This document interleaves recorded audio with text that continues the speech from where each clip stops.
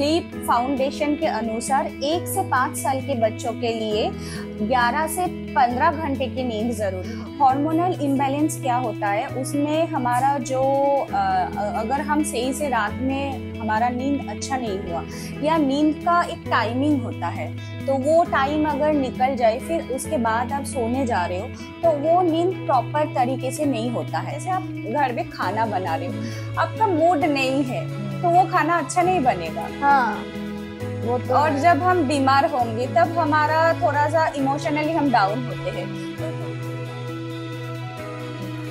Have you ever wondered why our mood changes when we don't have enough sleep, or our emotions get stronger at night?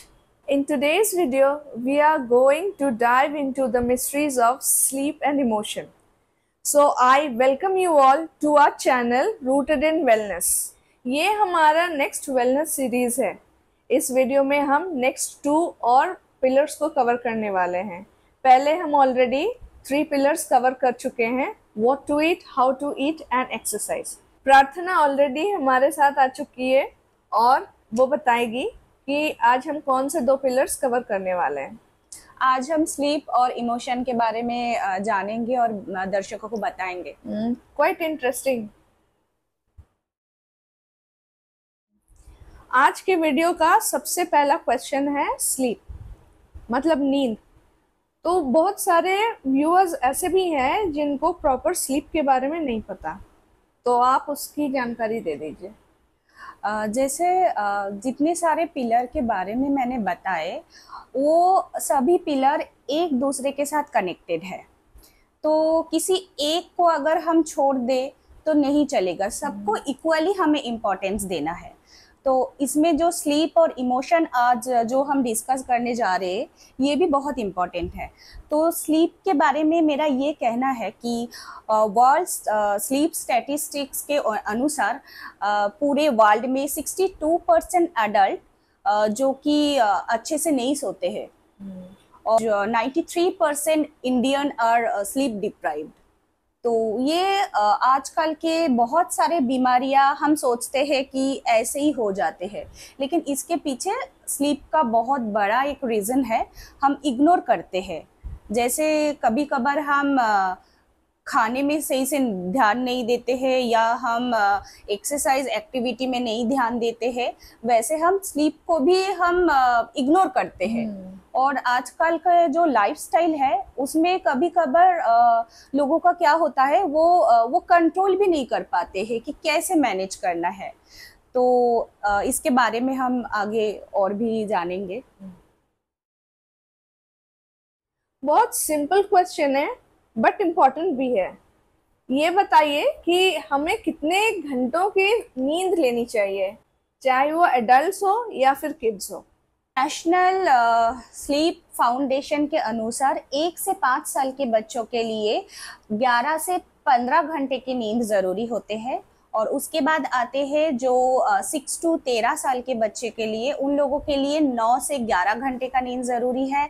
उसके बाद आते हैं teenagers, जो बहुत important है, उन लोगों के लिए 9 to 11 आवर्स की नींद ज़रूरी है। और नेक्स्ट आते हैं एडल्ट के 2 कैटेगरी, जो आते हैं 18 से 64 और उसके बाद 65 अप। तो जो पहला जो एडल्ट ग्रुप है 18 से 64 तक, उसमें 7 से 9 घंटे की नींद ज़रूरी होता है। और 65 अप जो है, उन लोगों के लिए 7 to 8 आवर्स की नींद ज़रूरी है। स्लीप और नैप के बीच में क्या डिफरेंस है? नैप के बारे में कुछ बताइए। अच्छा, तो स्लीप जो होता है वो हमारे बॉडी को रीजेनरेट करते हैं, हमारे बॉडी को हील करते हैं। और नैप जो होता है वो होता है थोड़ा सा हमें रिफ्रेशमेंट के लिए हम लेते हैं। जैसे उसमें हमारा थकान और बॉडी और माइंड में जो थोड़ा आन बन होता है ना पूरा दिन भर, तो नैप से वो थोड़ा सा क्लियर हो जाते हैं। नैप से वो थोड़ा सा हमें फील गुड फैक्टर लेके आते हैं। तो हम नैप ले सकते हैं, क्योंकि बच्चों का तो नैप ज़रूरी होता है, लेकिन एडल्ट के लिए भी ज़रूरी है, लेकिन थोड़ा सा लिमिटेशन में। जैसे हम दोपहर में खाने के बाद आफ्टर लंच हम थोड़ा सा नैप लेते हैं, लेकिन वो 1 घंटे से ज़्यादा नहीं होना चाहिए। आधे घंटे से 1 घंटे तक वो परफेक्ट होता है, और उसमें हमारा माइंड भी थोड़ा फ्रेश हो जाते, तो अच्छा है वो हमारे शरीर के लिए। अच्छी स्लीप से हमारे बॉडी को क्या फायदा होता है?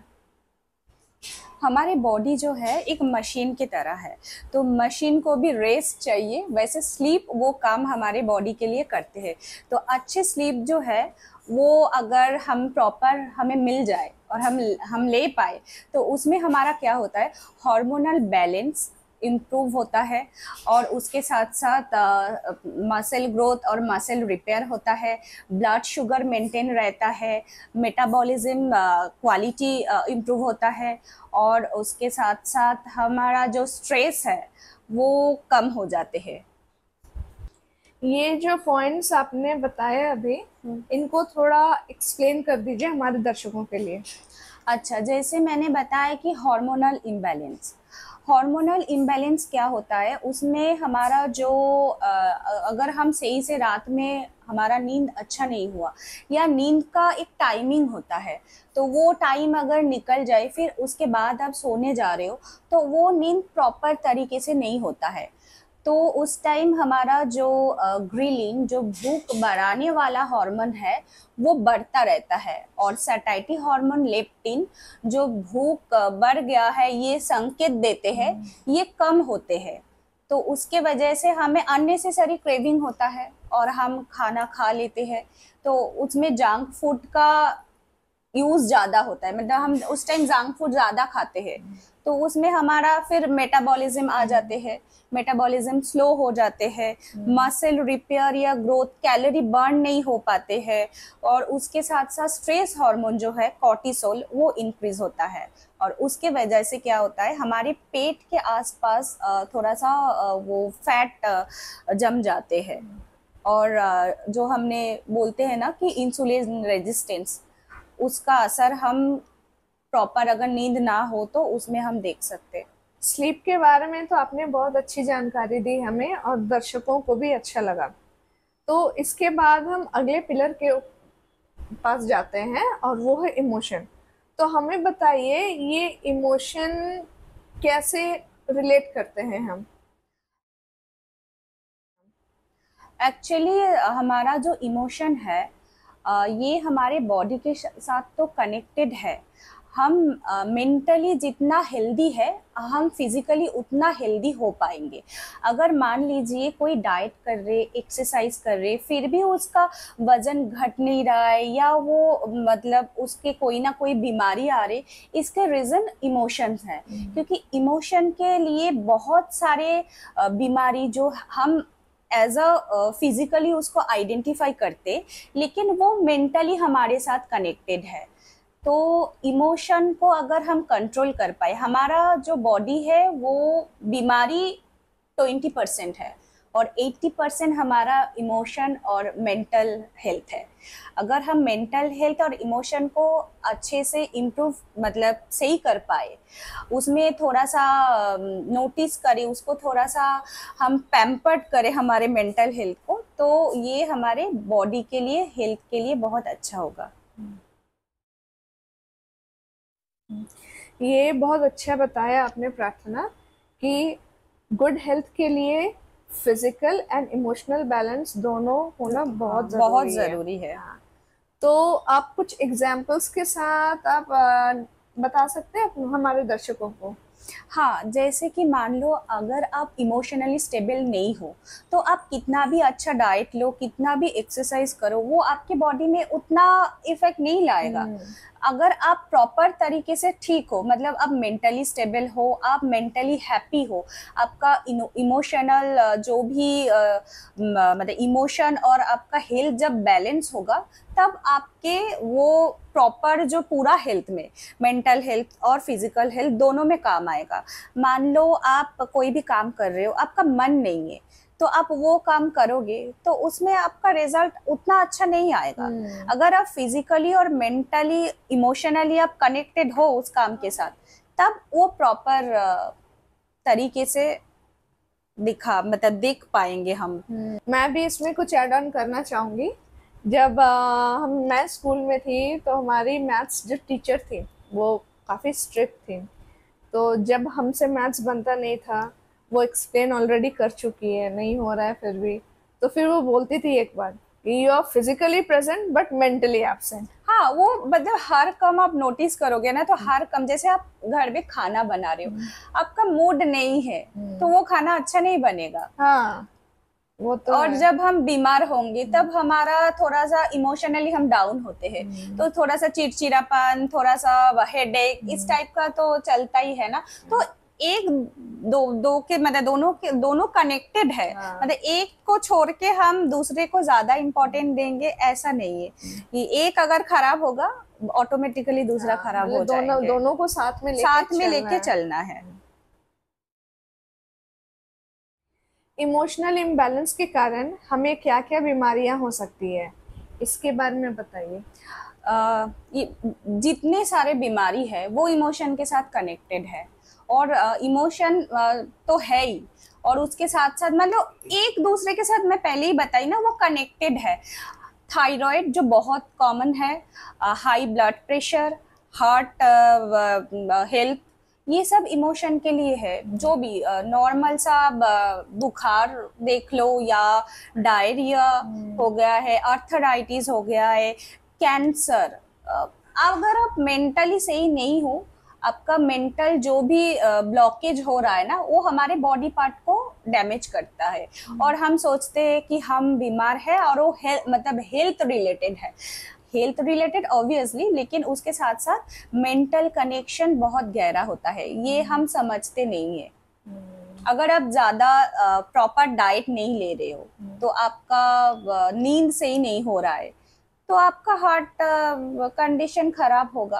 और उसके साथ साथ मतलब हमारे बॉडी में जो भी हार्मोनल इम्बैलेंस है, जो भी बॉडी पार्ट्स है, तो उसको ना हमें पॉजिटिव वाइब्रेशन देना चाहिए, जो सही रहेगा। नहीं तो खाली हेल्थ के ऊपर फोकस करेंगे, अच्छा खाना, डाइट, एक्सरसाइज, लोग ये सोचते हैं।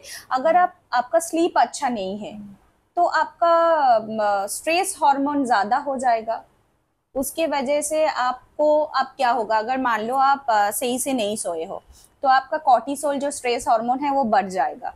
फिर आप नेक्स्ट डे जो टाइमिंग आपका होता है एक्सरसाइज का, वो छूट जाते हैं ऑटोमेटिकली। मतलब लेट से उठते हाँ, फिर आपका वो टाइमिंग जब चले जाते हैं ना, तब मन नहीं होता है, फिर छूट जाते हैं। तो एक दूसरे के साथ, मैं पहले भी बताया, अभी भी बता रही हूँ कि एक दूसरे के साथ कनेक्टेड है।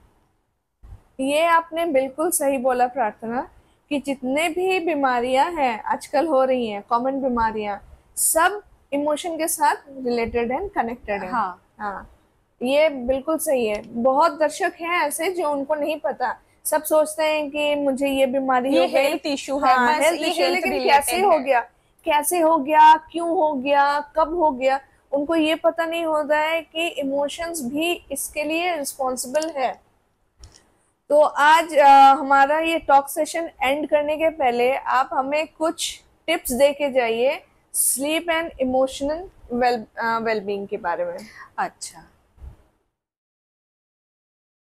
स्लीप के लिए मैं ये बताऊंगी, जितना मैंने बताए, मिनिमम 7 से 9 घंटे का नींद चाहिए। अगर किसी का नहीं हो रहा है तो 6 घंटे तो सोना ही चाहिए। और नींद को सही करने के लिए हमें प्रॉपर टाइमिंग का जो एडजस्टमेंट है वो करना है। आप एक ही टाइम में सोए और एक ही टाइम में उठने का कोशिश कीजिए, और जिस रूम पे आप सो रहे हो उस रूम को थोड़ा सा शांत रखें, और सोने से आधा घंटा पहले, 1 घंटा तो मैं बोलती हूँ, लेकिन अगर पॉसिबल नहीं है आधा घंटा पहले जितने भी सारे आपका इलेक्ट्रॉनिक्स गैजेट्स है उनको यूज़ ना करें, और रात का जो डिनर है वो लाइट करें। और उसके साथ साथ ये भी करना है कि थोड़ा सा आप बेयर फुट चल घर पे, या आप थोड़ा सा ऐसे चल सकते हैं, थोड़ा सा एक्सरसाइज थोड़ा बहुत, जो आपको नींद जल्दी आने में हेल्प करेंगे। इमोशनल हेल्थ के लिए थोड़ा एक्टिव रहना ज़रूरी है, और पॉजिटिव वाइब्स जहाँ से मिल रहा है वैसे जगह पे जाना चाहिए, वैसे लोगों के साथ बातचीत करना चाहिए। एक्सरसाइज इमोशन में बहुत अच्छे से काम करते हैं। आपको थोड़ा स्ट्रेस रिलीफ के लिए थोड़ा एक्टिविटी करना चाहिए। मेडिटेशन तो मैं हमेशा बोलती हूँ कि हर चीज़ में मेडिटेशन की ज़रूरत है। आपको जो काम अच्छा लगता है, आपका जो क्वालिटी है उसको एनहांस करो। अगर हम इमोशन को सही से एक्सप्रेस नहीं कर पाए, वो बहुत सारे बीमारी का रूट कॉज बनता है, और वो अंदर ही अंदर बनता है तो हमें पता भी नहीं चलता है। इसलिए जो भी इमोशन आपके मन में आए हैं उसको आपको एक्सप्रेस करना चाहिए, चाहे वो पॉजिटिव हो चाहे वो नेगेटिव हो। पॉजिटिव तो दिखता है और नेगेटिव वो सप्रेस्ड हो जाते हैं, और उसके वो मतलब किसी बीमारी के रूप में वो बाहर आते हैं। तो हमें ये पता नहीं चलता है। आज का टॉक सेशन हम यहीं पे समाप्त करते हैं। आशा करते हैं कि हमारे व्यूअर्स को अब इमोशन एंड स्लीप के बीच का जो रिलेशन है वो अच्छे से पता चल गया होगा, और ये भी कि वो अपने लाइफ में ये इम्प्लीमेंट भी करें। हाँ, ये करना ज़रूरी है, नहीं तो पूरा जो हेल्थ का मतलब ऐसे ही बीमार होते रहेंगे। ऑब्वियसली, क्योंकि हेल्थ इज वेल्थ, ये सबको पता है। तो अगर खुद को सुरक्षित रखना है तो स्लीप एंड इमोशन दोनों को एक साथ लेके चलना पड़ेगा। हाँ। Thank you for watching. Please like, share and subscribe our channel for more such educative and informative videos. And see you in the next video. Bye. Bye.